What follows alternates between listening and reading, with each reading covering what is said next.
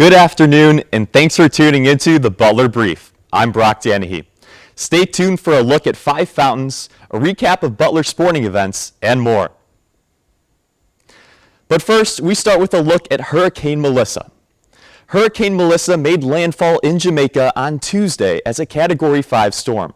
Category 5 is the highest classification of a hurricane, which indicates wind speeds of at least 157 miles per hour. Today in Indianapolis, we're seeing Hurricane a cloudy Melissa hit cool parts start of to the Cuba. day, with a light storm showers now moving continues, towards with this morning. experts expecting it to hit Bermuda later today as a Category 2 hurricane. Jamaican Prime Minister Andrew Holness spoke about the damage caused by Hurricane Melissa. I flew over the south coast of St. Elizabeth into Black River, and from Treasure Beach to this point, we could easily say that between 80 to 90% of roofs have been destroyed. A significant number of buildings were damaged. On the ground, the impact is even more palpable. Now let's shift to Indianapolis. Here's Nolan with a look at the weather in our area. Thanks, Brock. Today in Indianapolis, we're seeing a cloudy and cool start to the day, with the light showers moving towards this morning. Temperatures are currently in the mid-40s and will gradually warm up to a high of 58 degrees this afternoon. The rain should taper off around midday, and we may even see some sunshine later on. Let's see how the weather will play out throughout the day. The sun rose at 8:10 this morning, and temperatures started off around 42 degrees right now. It's in the upper 40s with cloudy skies, and we'll hit our high of 58 around 5 p.m. before cooling back down in the mid-40s tonight. The sun will set at 6:45, and the skies will begin to clear overnight as the rain moves into the area. Taking a look at our weekly graphic for the rest of the week, Halloween forecast looks nice in cloudy skies, a part of 55 degrees. As we head into the weekend, expect partly cloudy conditions with the highs in the mid-50s and the lows in the mid-40s. Back to you, Brock. 5 Fountains, Butler's student-led strategic communication agency, is now accepting applications for spring 2026. 5 Fountains partners with real-world clients, giving students enriching portfolio-building experience. The agency offers services in public relations, brand strategy, social media management, and community outreach. If you're interested in joining the team, email Faculty Advisor Professor Stevenson Holmes by Sunday, November 2nd at astevensonholmes@butler.edu. Applicants must be full-time undergraduate students with a preferred minimum GPA of 3.0. 10th Indianapolis 500 and the Brickyard 400 are on sale now. Indianapolis Motor Speedway officials say fans who buy their tickets early can lock in the best available seats at the lowest prices. But don't wait too long. Ticket prices will increase in 2026 as we get closer to both races. The 2026 Indy 500 roars into action on Sunday, May 24th. Alex Palou took the checkered flag at the 109th running. And the Brickyard 400 returns on Sunday, July 26, with Bubba Wallace as the most recent winner. Get your tickets for both races now at the IMS box office or online and be part of the excitement at the racing capital of the world.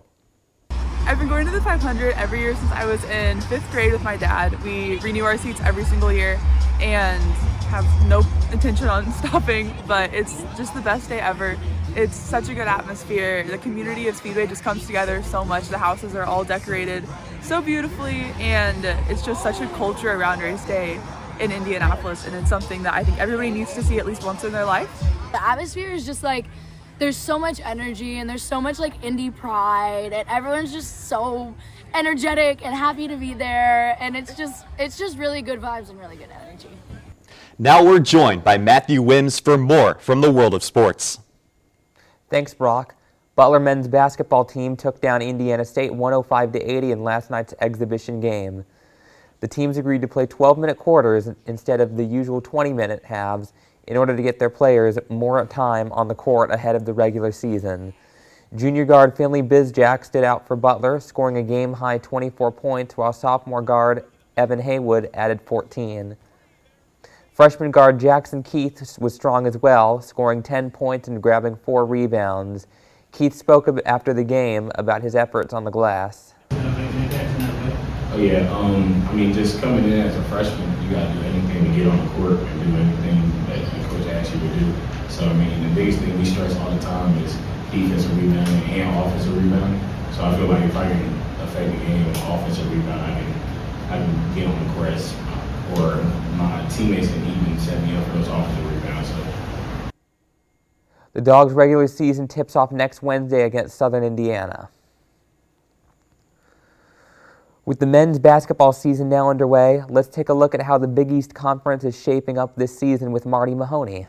Led by two top 5 teams, the Big East is back Monday. The reigning conference champions, St. John's, are the preseason number 1 ranked team in the conference. Rick Pitino has turned around the program since taking over. They lost a lot of talent this offseason, but hit the portal hard, bringing in 5-star Ian Jackson and All-Big East player Bryce Hopkins. They are led by preseason Big East Player of the Year, Zuby Ejiofor. Now, Zuby has worked really, really hard. Every player I've had that reaches this level has an incredible threshold for work, and he has an incredible threshold for work. Dan Hurley leads the preseason number 2 UConn. Fresh off 2 titles in 3 years, Hurley will lean on veteran players and preseason first-teamers Solo Ball, Terrace Reed, and Alex Caravan. Freshman Braylon Mullins will also start and be impactful for the Huskies this season. Let that trio of guys, their Solo, Alex, Terrace.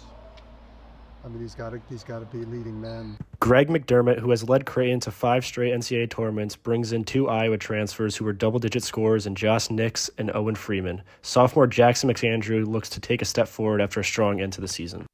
Shaka Smart and Marquette had confidence in their high school recruiting classes, not bringing in a single transfer this offseason. But they have confidence in Chase Ross, Ben Gold, Zayd Lowry, and Royce Parham to excel in bigger offensive roles this year. The back half of the preseason conference rankings includes teams who have made a lot of changes, each team bringing in at least 10 newcomers. Fourth-year coaches Shaheen Holloway and Thad Matta look to make their first NCAA tournament. Villanova has a new coach in Kevin Willard who will take over after successful stints at Seton Hall and Maryland. The conference championship will again be held at Madison Square Garden. The conference is strong at the top this year, but any team has a chance to make a statement this season. The Toronto Blue Jays are now just 1 win away from their first World Series championship in more than 3 decades, after a dominant Game 5 performances in Los Angeles. The Jays wasted no time setting the tone. Davis Schneider and Vladimir Guerrero Jr. went back-to-back to start the game, the first time in World Series history that a team has opened with consecutive home runs. Rookie pitcher Trey Savage was lights out. The 22-year-old fired 7 innings of 1-run ball, striking out 12 Dodgers, the most by a rookie in World Series history. Bo Bichette tacked on an RBI single to extend the lead, and the bullpen slammed the door as the Jays cruised to a 6-1 win. Toronto now leads the series 3-2, heading back home with a chance to clinch their first title since 1993. Here is rookie sensation Trey Savage on what worked for him in last night's win. Just my believing in myself, believing in my defense, believing in Kirky behind the plate, and believing in God that he'd look over me today. The Blue Jays will get the chance to clinch the World Series in Game 6 Friday night. Thanks, Matthew. Last week, a gambling scandal came to light involving several big-name NBA coaches and players. Our Trevor Fox took a deeper look into the story. Today, we are here in New York to announce a historic arrest across a wide-sweeping criminal enterprise that envelops both the NBA and La Casa Nostra.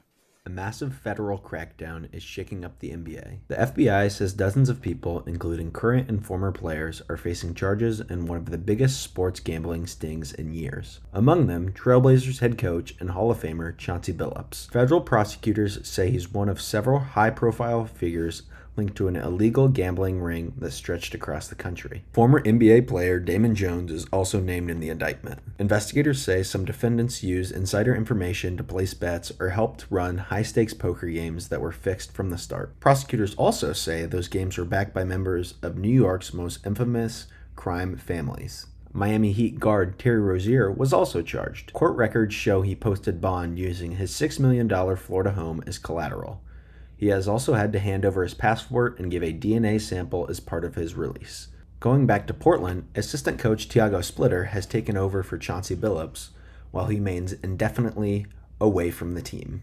Fans are still trying to wrap their heads around this situation. It's otherworldly. I still, even though I talk for a living, struggling to kind of grasp like what exactly is going on. It's shocking, I think, how wide-ranging it is. I mean, Billups being a Hall of Fame basketball player first and foremost. Congress has now asked NBA Commissioner Adam Silver for a briefing on the scandal, but so far, no one's talking publicly about what comes next. That's all the time we have today. For Matthew Wims, Nolan Hamilton, and our entire Butler Brief crew, I'm Brock Danahy. Thanks for tuning in.